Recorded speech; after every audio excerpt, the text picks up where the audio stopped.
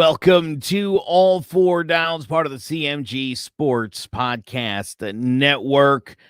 We're going to break it all down for you this week. The NFC North, as we get ready for teams to start heading to training camp. Got the draft still fresh on our mind.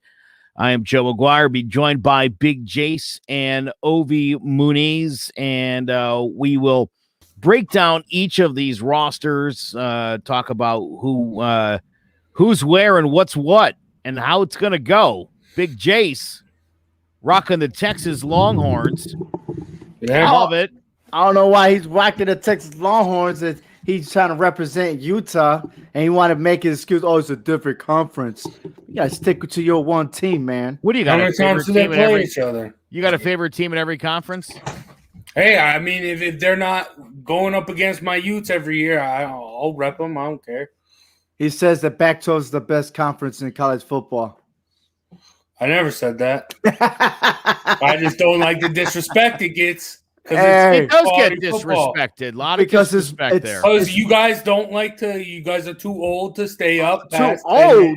Too old. Who's you guys? No. Listen, USC football's not good enough for me to stay up late to watch. Exactly. Is the problem. That's why y'all guys fired your Pac-12 commissioner, and now y'all try to find a new one. So now the president of the Pac-12 is making some moves.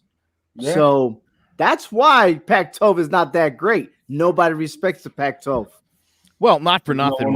Listen, with the Power Five and the grip, really, if you think about it, that the SEC has on the whole thing, I think at some point the Pac-10 is going to have to side with the independents and all the smaller conferences against this, because I have a feeling if the Power Five had its way, I mean, the national championship would just be the SEC conference championship repeated 2 weeks later. Yeah, you're not wrong. Hey, you know what, though? But it's a problem. Speaking about that, man, they're trying to make some improvements in the playoffs to try to get more teams involved. So there's still talks about making an 8-team playoffs or even making it 16 teams. So right now, I mean, nothing's really set in stone. Ovi, I turned 46 on June the 29th.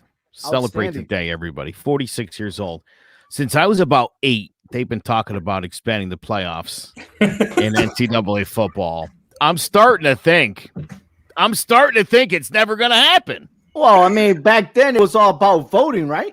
It's been 38 years. I've been hearing this for 38 years. We went from this AP poll to the BCS to what we have now, college football, right? College football playoffs. So they're taking it serious. This pandemic, where everyone noticed, everyone was keying in on the favoritism of these Power Five because they didn't give anyone else chance to be in the playoffs, such as the Coastal Carolinas, the Liberties, all these other small colleges that were good enough because they did beat some of the top schools. But hey, there's more to follow on that. It's the Power Four at this point. Yeah, pretty much. That's the other big issue, which I'm telling you, I think that at some point that's gonna tell you, it's going to change because a lot of these players that are transferring that were in these SEC, ACC, they're not given that opportunity, are moving to the Pac-12. So talent is being spread all around, and they're taking advantage of these transfers to try to get their name in there and their talent. They're good enough, but not good enough to start in one school, but they could be good enough for another. So listen, you know what? If not for nothing, if you're Mac Jones and you're in the same class as Tua and you're a year behind Jalen Hurts, you can afford to do that. You're the quarterback at Alabama. You can take 1 year and go pro. Imagine if you're the backup right guard. Hit the pine and hope I start as a senior, get noticed, and go pro. No, I'd rather go to UCLA and start right now. Why wouldn't I? I don't even necessarily Ovi, you keep saying they're not good enough to start. Look at a guy like Joe Burrow. He just wasn't given the opportunity to succeed in Ohio State. And then he made the switch to LSU because he felt slighted. And there are a bunch of instances of the coach of Ryan Day saying that Joe Burrow just isn't the guy. So I think it's just not the guy for him and the way he's coaching, and it just fit. Joe Burrow fit in LSU. He did very well. He fit in that system. I don't think he's arguing with you. I think you guys are no. actually I agree with him. You're right. I mean, it didn't fit for that coach. He went somewhere else, and it worked for him. Yeah, it's not always just about talent. It's about the situation as well. Sure, it's about opportunity. And again, I mean, right? Like I'm saying though, if you're a quarterback, you can start one season and turn that into an NFL career. It's a lot harder if you're a lineman or a safety to start 1 year and think anyone's going to give you a look unless you're one of the best players in the country. And it's hard to be that sometimes. So I think what's going to happen is eventually this is going to start to hurt the depth of the SEC. And it's starting right now. It is starting, and you give it like maybe 3 or 4 years, and we're going to see it being balanced around. But I like to go back to the Pac-12. We're saying that we're disrespecting them and everything. They actually did pretty good in the draft, and I like to start with the Detroit Lions in NFC North, where their first 2 picks were coming from the Pac-12. So we have Penei. That's what I'm saying. Penei Sewell, right? Penei Sewell. Like the pasta, penne. Penne. Well, my bad. Your fault for reminding me. But anyways, offensive tackle from Oregon. And then they got from the defensive tackle from Washington. And I'm going to screw this name up, man. I am so sorry. Levi Onwuzurike. Did I say that right? Onwuzurike. All right. You know what? You're all over it, Jace. You could tell who skipped rehearsal today. Hey, I am so sorry, man. These names, man, it's gonna take a while. And that's right. They play late at night. Who watches this team anyway? Yeah, I do. But exactly. Hey, I think that the right approach for the Detroit Lions is getting offensive tackle, beefing up that defensive line.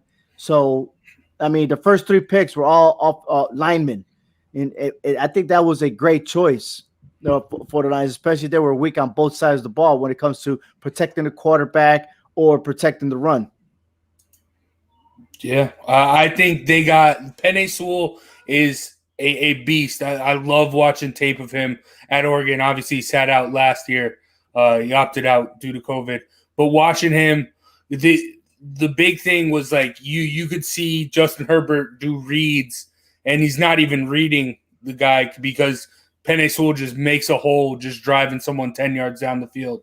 So this guy's great.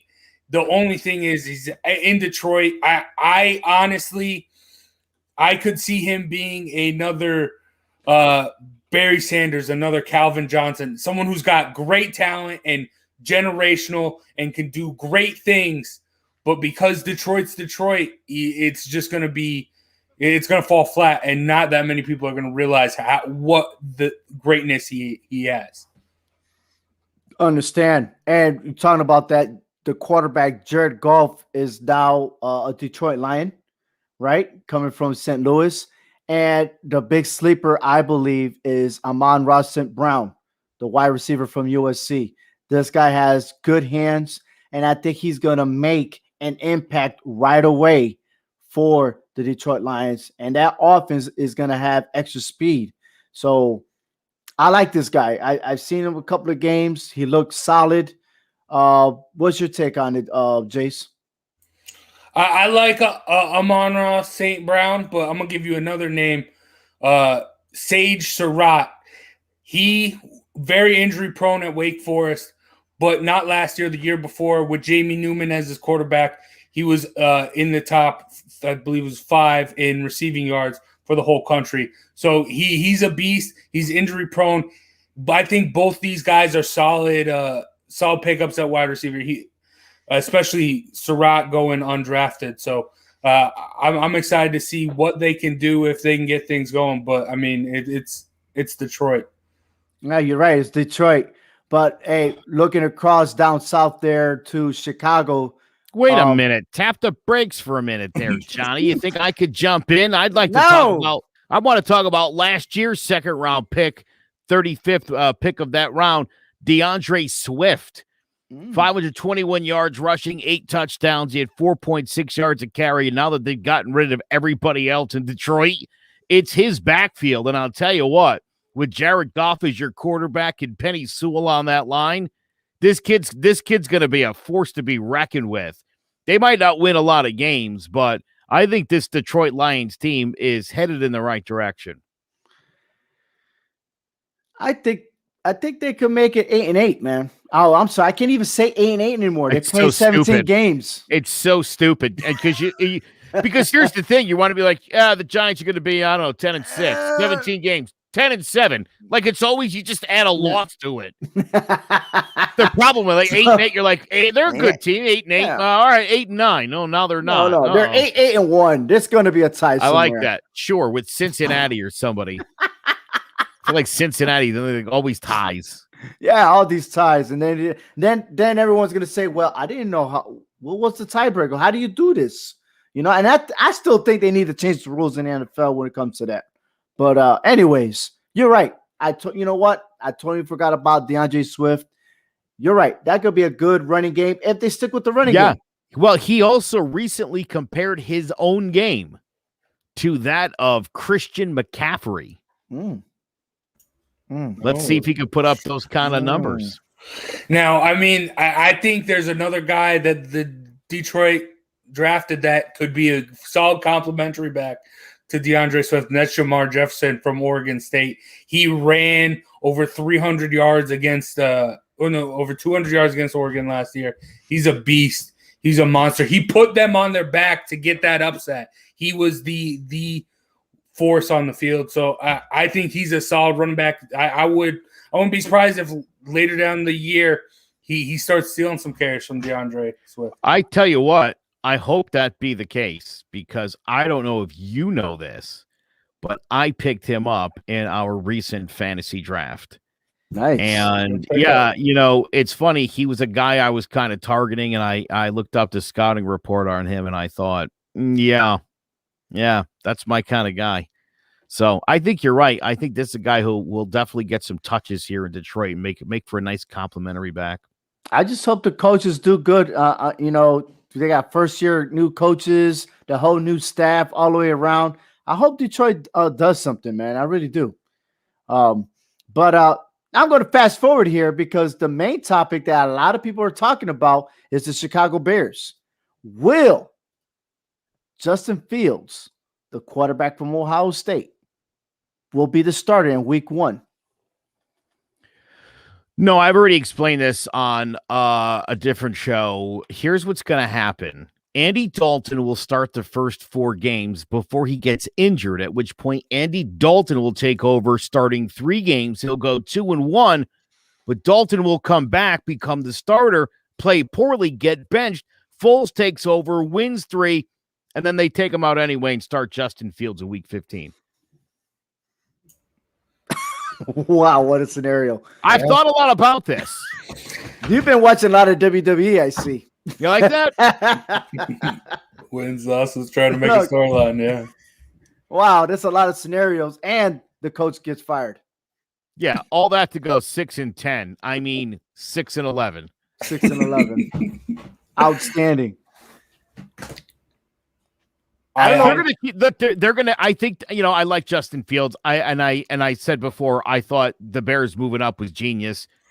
Great move for the Giants because you got your guy. The Bears needed to go get their guy, and we know really outside of Jay Cutler, they've never had a quarterback. It's literally been since what's his name, Sid Luck, in like the 1950s. It's been a long time since they had a really good quarterback in Chicago, but I think when you look at what a fire dumpster this team is right now, you got these 2 veteran quarterbacks you're paying a lot of money to. They're gonna be there to mentor this kid, and because they're gonna be out of it, I do expect you'll see Justin Fields at some point. But and here's the upside to all this: these 2 guys are both injury prone. Could open up an opportunity earlier than later for Justin Fields, but he will not start from day one. I think he should just take it easy like they did with Eli Manning and his rookie year. Wait it out towards the end of the season. Once they're eliminated from the playoffs, then gradually put Justin Fields in. I don't think you should rush to put him as a starter. Yeah, he's a first-round pick. I wouldn't rush it. I think that if they do put him as a starter from the beginning, they're just setting him up for failure. I think he's their best bet to win football games as the starter. Because, I mean, he's great. He obviously, you trade up for a cute. There's a reason they traded up for him. But the lack of O-line they have, with Justin Fields' mobility, and not just his mobility, his toughness, he's able to take hits and he's able to extend plays with his feet. So, I mean, I know they got Tevin Jenkins, who was another great big pick on that O-line, and Larry Borum. But I don't know if they can come in and really change that O-line, because that was a terrible O-line the Bears had last year. So having a mobile quarterback who can get out of the pocket, make stuff happen, and if he does take a hit, shake it off and get right back up. I think that's their best way to win games. And if they had their same pick, their first-round pick, next year I'd say don't start him, do a little tank, maybe get him a weapon.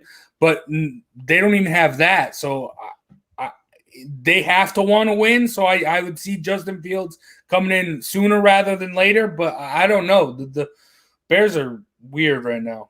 Yeah, definitely weird. And Matt Nagy, we don't know exactly what his scheme and maneuver is. Does this scheme and maneuver actually help Justin Fields be an awesome quarterback? You know what I mean?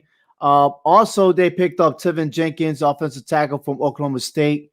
Then they got a lot of drafts from the bottom. So they picked a lot of 3 in round 6, 1 in round 7. So they try to piecemeal everything to beef up their offense. But if Justin Fields the man, I'm saying, look, don't rush the process, man. If you're gonna trust Justin Fields, you're gonna trust the process. Give it some time. Justin Fields not the type of quarterback that's gonna come right straight to the NFL and operate like Lamar Jackson. It's not gonna happen, you know. And a lot of people assume that Justin Fields is the number 1 quarterback in the draft, but clearly he is not. And I kept telling you on All 4 Downs and every other show that Justin Fields, I wouldn't like live up the hype. I would just wait it out. But hey, any other comments on Justin Fields? No, just I think he's going to be a super player. I really do. And within time, he will be the best player. He's already the best quarterback the Bears have had. So okay, he's already the best quarterback the Bears have had. He is not the best quarterback ever. Stop it.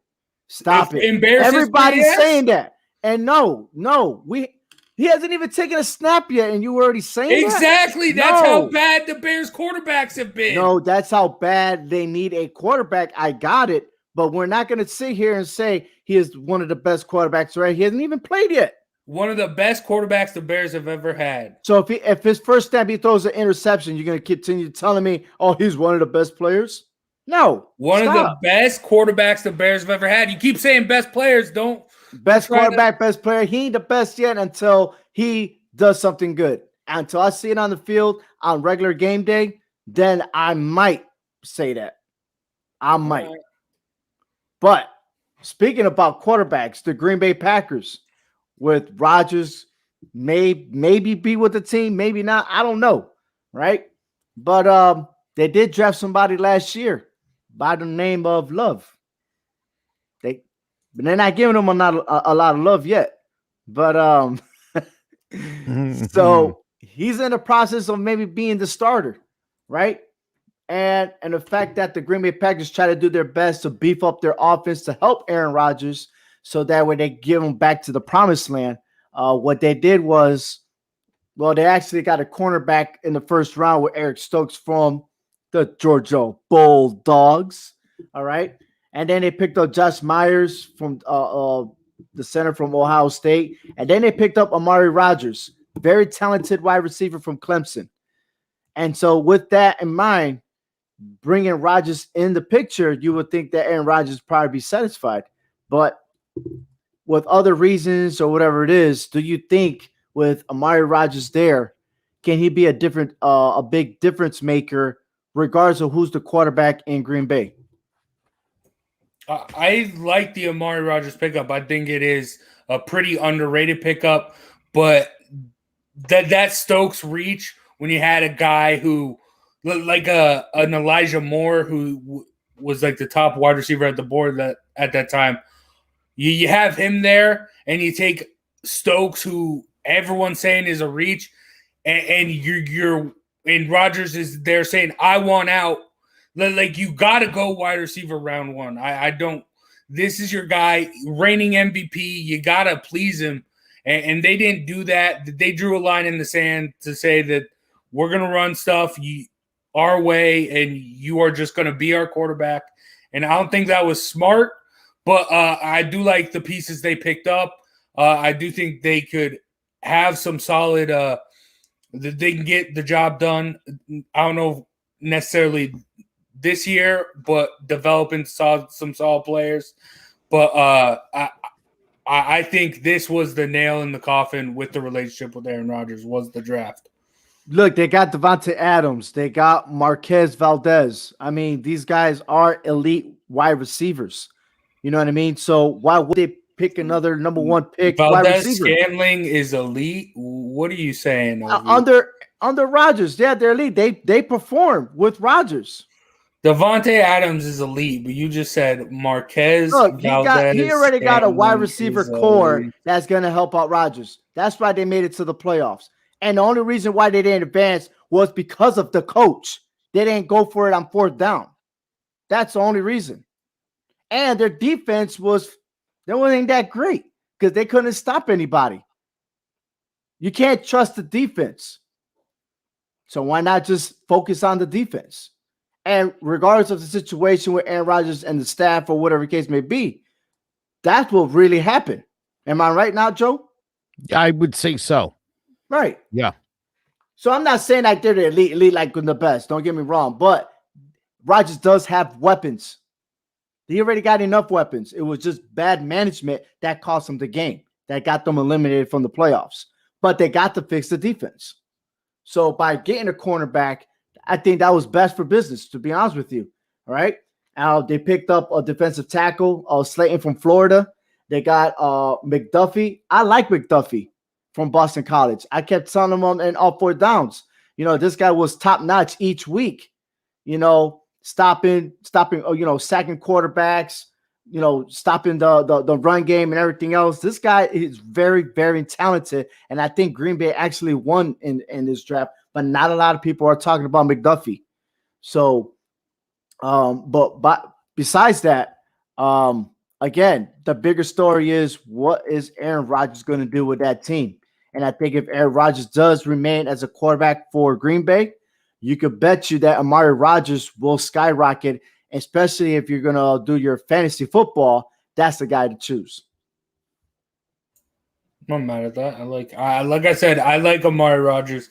I do think when you have the reigning MVP coming to you saying, "Hey, I want more weapons," and you go and you draft a cornerback. I understand it was a need, but I mean, especially when a lot of people are saying you're reaching for a cornerback. I think Green Bay messed up.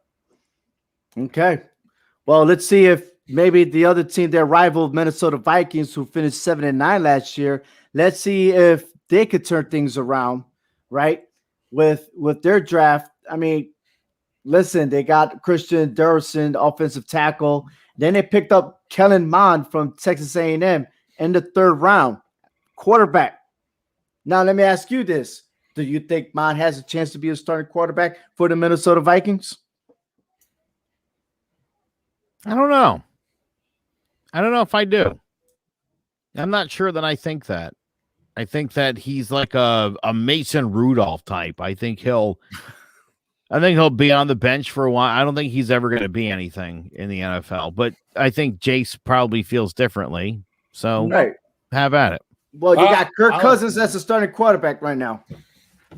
Yeah. And I think I don't think third round pick when like the fifth quarterback off the board. I can understand why.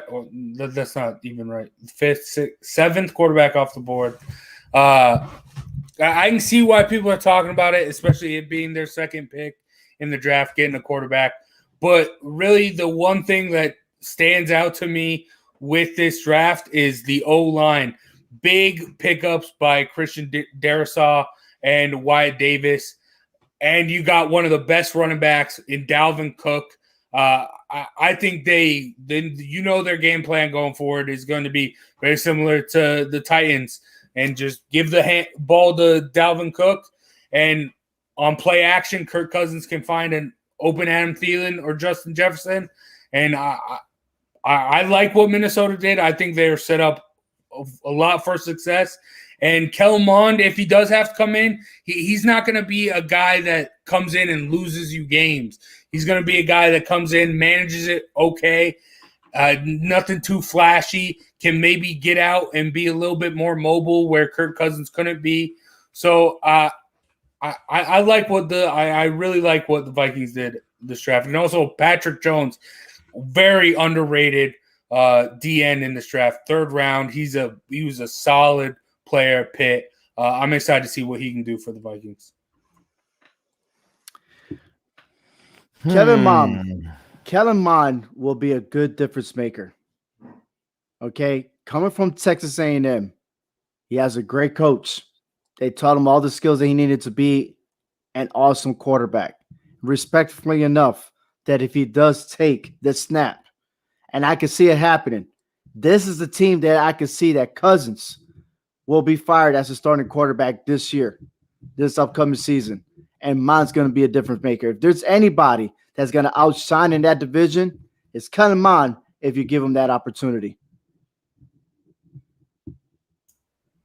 That's a pretty hot take. Honestly. Because, look, Chicago Bears is unbalanced. And I think, like I said, if Fields starts right away, they're going to set him up for failure. It's already a tragedy in Chicago. They're celebrating for something that hasn't happened yet. But here, Kellen Mond being the starting quarterback for the Vikings, they're gonna be good. I promise you that. This guy got discipline and he protects the ball. He's good. Now he's not that mobile like Justin Fields, but that guy can throw the ball. He's a great pocket passer. He's a little bit more mobile than Kirk Cousins, though. Yeah, but he can manage the game. He's been coached very well. Yeah, and the Vikings have a easy template for success offensively. Hand the ball off down Cook, set up play action, get the ball to Justin Jefferson or Adam Thielen. There you go. It should be easy. The Vikings should be I understand that their defense has some question marks, but the Vikings should be competing for at least a playoff spot. Okay, you're right. I agree with you there. They should. But if Kirk Cousins does not produce, Mond's going to take over that snap, and he is not going to let that go. I'm telling you, he will be the starter in the upcoming season. Ask Jimbo Fisher. Ask Jimbo Fisher. He knows. Okay. I would just say I hope you're right. I hope that this works out for you that way. I don't see it. Okay. I don't see it. But I don't know everything. I don't pretend to know everything. I mean, how many bad news do we hear about Kirk Cousins though? Like even the fans are basically already telling him, yo, we don't want this guy as a quarterback. He sucks. Let's put it that way. The dude sucks. 1 week he's doing awesome. The following week he don't know what he's doing. They need a new quarterback, and that's the guy. I'm telling you, it's going to work. Well, then how did Justin Jefferson break all the rookie receiving records? Okay, if he didn't have a bad quarterback. That's only one guy, though. You're going to keep giving the same guy all the ball all the time? You also have Adam Thielen, who's been a solid wide receiver too. And then tell me why the Vikings are 7-9. Because their defense. Because at times, and then Dalvin Cook at times, Cousins turns over the ball. I'm just telling you. And this state right now, the football game is changing to where you're going to want dual threat quarterbacks now. Every team's, I'm telling you, the game's changing. It's more about quarterbacks itself than anything else. And if Cousins doesn't produce and get him a winning season, he is gone. Plain and simple. Who just won the Super Bowl? Tom Brady, the least mobile quarterback ever. You're right. And he's 40-something. And yeah. But that has nothing to do with the NFC North. Well, okay? I mean, if the game has nothing to do with the South, is the North. And what their direction that they're going to, they're going to have Kellen Mond being the quarterback. That's it. That's all to it. I like it. I know you love me, man. Is he going to be, is Kellen Mond your pick for the NFC North Rookie of the Year? Then? Nah, I'm not picking him. I'm not picking him at all. Be a pretty bold pick. That, you know what? It wouldn't surprise me to be someone to be mentioned if he plays. If he plays. Now, am I going to say that he's going to play week 3? Absolutely not. I don't think so. Right? I give probably half the season to see what directions the Vikings are going. If the Vikings are not, if they don't have a winning season by then I could see Mond starting. That's the guy that I will see probably at week 10 or week 11. And by that time, he's not going to have enough snaps, enough games to be considered a top rookie. But a lot of people believe Justin Fields is the man that's probably going to make it to the top. But for myself, I don't think that's going to happen. I really don't. All right. So who's going to be the top rookie in the division for you then? I'm gonna pick Brown. I'm gonna pick Amon-Ra St. Brown. That's my guy right there. Okay. Only because Detroit throws the ball a lot. Their offense is more about passing than running. And if you got Goff there at the snap, I think he's going to be comfortable. And it's a revenge season for him because of the situation that happened with St. Louis. I think he's going to go to Detroit. Los Angeles. Los Angeles, excuse me. Yeah, I'm still thinking about the St. Louis Rams. My bad. Los Angeles Rams. Thank you. And I believe that Brown's going to be the difference maker and help out Goff. I really do. All right. I think I like that. I'm going to go a different direction, but same team. Top rookie is going to be Penei Sewell. The man is I knew you was going to say that. No, there's a reason this guy went this high up, and I don't understand why he fell. As far as the Bengals should take him, but that's a whole different story. This dude is a beast. He's a monster. You run behind him. DeAndre Swift is going to be phenomenal because he's going to be running behind Penei Sewell. Jared Goff's going to be great because he's going to have Penei Sewell protecting him. This guy is a monster. He's going to be the top rookie in the division. Might even be the top rookie in the NFL.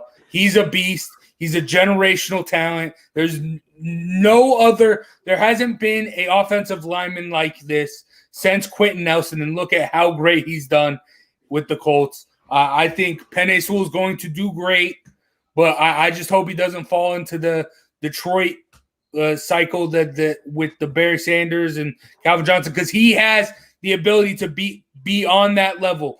He could be a future Hall of Famer, but Detroit's Detroit.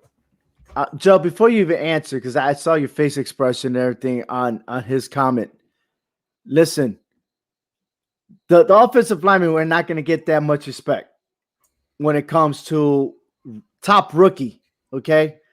You're talking about, I mentioned Brown, but there's Rodgers in Green Bay, the rookie, that's going to do more action than him. And I just can't believe you said that an offensive tackle is going to be the top rookie in that division. It's not going to happen. What constitutes a top rookie?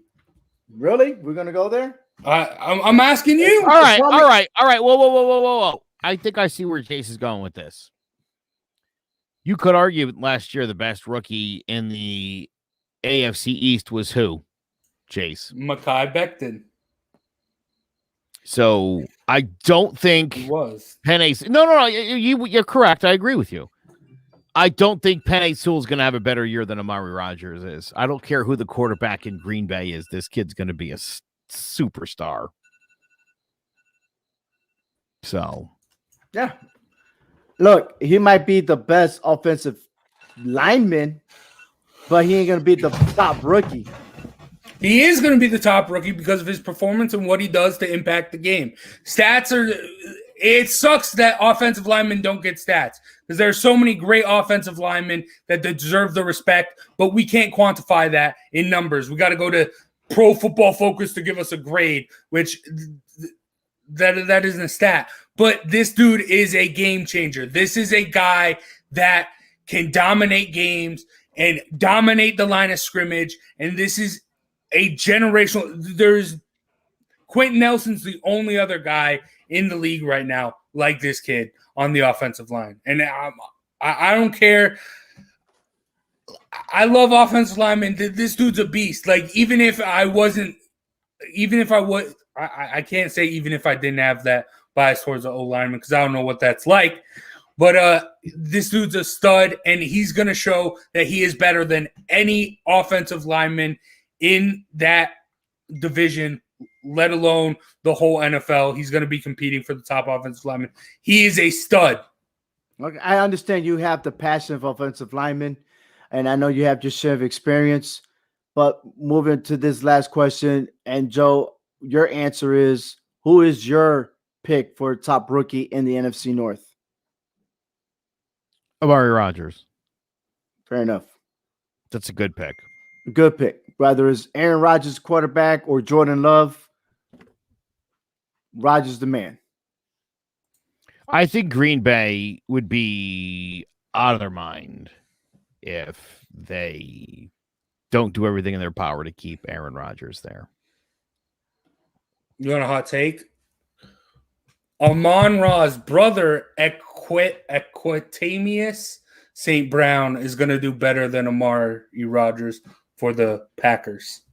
He's going to be the guy there, that number 2 behind Devontae Adams. Fair enough. If you say I so. like a good hot take. Yeah. It was sizzling hot. It wasn't hot. Well, I mean, Amari. No, it's been a while since we all got together, man, and I appreciate it. Jace, Joe, I love it, and we're going to have more of it. And really, honestly, I just can't wait till the season starts to see what's going on in the NFL, but more importantly, college football. You know, they do have their spring football games and stuff, and yeah, it looks good on TV and everything else, but the real season is going to be kicking off shortly, preseason in August. And then finally, we're going to have fans in the football stadium, 100% capacity in all games. And I'm hyped up, man. I'm really excited for this next upcoming season in college football. I really am. I want to see who's going to be the number 1 team, who they're going to select for preseason number 1, right? A lot of people still thinking Clemson might be the number 1 team. Some would argue Alabama, and someone else will argue with Georgia, but like Joe, he probably picking Cincinnati. I don't know, but probably. But it's gonna be interesting to see because now we're gonna have the full effect. We're gonna have everybody and the tailgate parties and everything else. I just can't wait. You know, I really can't wait. I don't know about you guys, but I wish football season started like tomorrow. You know what I mean? Hell yeah. Oh God, but yeah. You know. But again, we have to wait and see what all these transfers and everything and how they're going to manage the game, knowing that these seniors have an extra year of eligibility. How are the coaches going to manage their roster and who's going to actually start? So that's the biggest question there. But hey, thank you, Jace. Thank you, Joe. And as of right now, Joe, you got the final down. Here you go. Well, I'll say this. The NFL draft just a couple weeks ago, I think we all saw really in that first round that and we talked about this a lot tonight, the dominance of the SEC. Alabama could have put an entire football team into the NFL, which is absolutely outrageous. If you ever want to get parity in football, and I think this transfer portal could be the difference maker. That's what we need from this sport, is every team has to be in it. That's what makes all the other sports so exciting. That's why baseball flirted last year with messing around with its postseason. The NBA added a play-in game. NCAA basketball's added a couple of play-in games. So I mentioned this earlier, 38 years. I've been waiting for them to do something with the college football playoffs. And unfortunately, at the end of the day, as much as we like to pretend this is a game of amateurs, this is big business. There's a lot of people that stand to lose a lot of money if you cut teams like Cincinnati and Coastal Carolina and BYU into the action. And as I said, if I'm the Pac-12, I don't know. At what point do I decide feels more like a Power 4? I'm always the odd man out. At what point is the rest of the NCAA conferences and the independents going to get together and file an antitrust lawsuit against the Power 5, which has somehow seized power from the NCAA? Like, this separate created entity has taken over the sport, and it's all about money. So make no mistake about it, until you get parity in the sport and you could take the power away from just one conference, it is going to be what it is, which is very unfortunate. That's going to do it for this week's All Four Downs. For Ovi Muniz and Jace Garcia, I am Joe Aguirre. Make sure you visit clovercrestmedia.com for more, and hhwshow.com to get all the latest on All Four Downs. We'll catch you next week right back here on another episode of All Four Downs.